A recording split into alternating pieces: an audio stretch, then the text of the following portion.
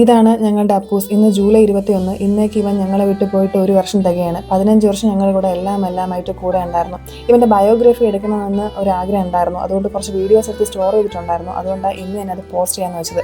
ഒരു ഉപദ്രവമില്ലാത്ത മിണ്ടാപ്രാണി, എന്നെ എന്ത് വേണമെങ്കിലും ചെയ്താൽ എനിക്ക് സ്നേഹം മാത്രം മതി, ഇതായിരുന്നു അവൻ്റെ ആവശ്യം.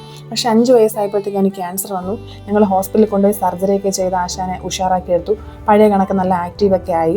അവൻ്റെ ഏറ്റവും ഇഷ്ടം വീട്ടിൽ ട്യൂഷൻ പഠിക്കാൻ വരുന്ന കുട്ടികളായിരുന്നു. അവരുടെ കൂടെ എപ്പോഴും ടൈം സ്പെൻഡ് ചെയ്യാൻ ആശാന് ഭയങ്കര ഇഷ്ടമായിരുന്നു. പിന്നെ ഫോട്ടോസിനൊക്കെ ഏത് രീതിയിൽ വേണമെങ്കിലും പോസ്റ്റ് ചെയ്ത് തരുമായിരുന്നു.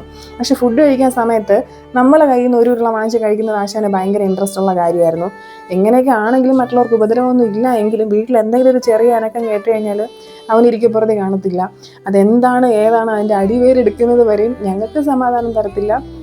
അതോടൊപ്പം അവനും ഭയങ്കര ബിസി ആയിരിക്കും അതെന്താണെന്ന് കണ്ടുപിടിക്കാനായിട്ട്. അത്രയ്ക്കും ഭയങ്കര കണ്ണിങ് ആയിട്ടുള്ള വ്യക്തിയായിരുന്നു അപ്പൂസ്. ഇങ്ങനെയൊക്കെ ആണെങ്കിലും ചില കാര്യങ്ങൾ നല്ല ചിട്ടയുള്ള ആളായിരുന്നു. കാരണം അമ്മ ആ രീതിക്ക് ശീലിപ്പിച്ചതുകൊണ്ടാണ്. കാരണം ടോയ്ലറ്റിൽ പോകണമെങ്കിലോ യൂറിൻ പാസ് ചെയ്യാൻ പോകണമെങ്കിലോ അവ ഒരു പ്രത്യേക സ്ഥലമുണ്ട്, അവിടെ മാത്രമേ പോകത്തുള്ളൂ.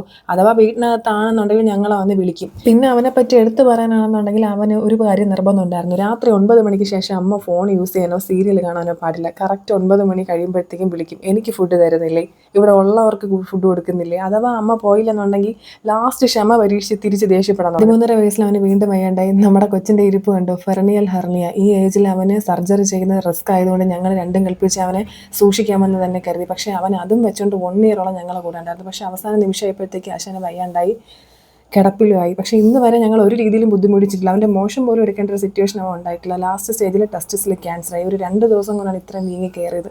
പിന്നെ ഹോസ്പിറ്റലിൽ കൊണ്ടുപോയി രക്ഷപ്പെടുത്താൻ നോക്കിയപ്പോഴത്തേക്കും പറ്റിയില്ല. 15 വയസ്സിലൊരു സർജറി ചെയ്യുന്നത് ഒരു 90% പോലും ചാൻസ് ഇല്ലയെന്ന് കണ്ടു. ആ ഹോസ്പിറ്റലിൽ വെച്ച് ഞങ്ങൾക്ക് അവനെ നഷ്ടപ്പെടേണ്ടി വന്നു. ഇത്രയും അവൻ ഫൈറ്റ് ചെയ്താണ് ഞങ്ങളുടെ കൂടെ നിന്നത്. 15 വർഷം ഞങ്ങളുടെ കൂടെ ഉണ്ടായിരുന്നു. ഒരു രീതിയിൽ ഞങ്ങൾ അവനെ മിസ് ചെയ്യുന്നുണ്ടോ എന്ന് ചോദിച്ചാൽ മിസ് ചെയ്യുന്നുണ്ട്. പക്ഷേ അവസാന നിമിഷം വരെയും ഫൈറ്റ് ചെയ്ത് നിന്നു.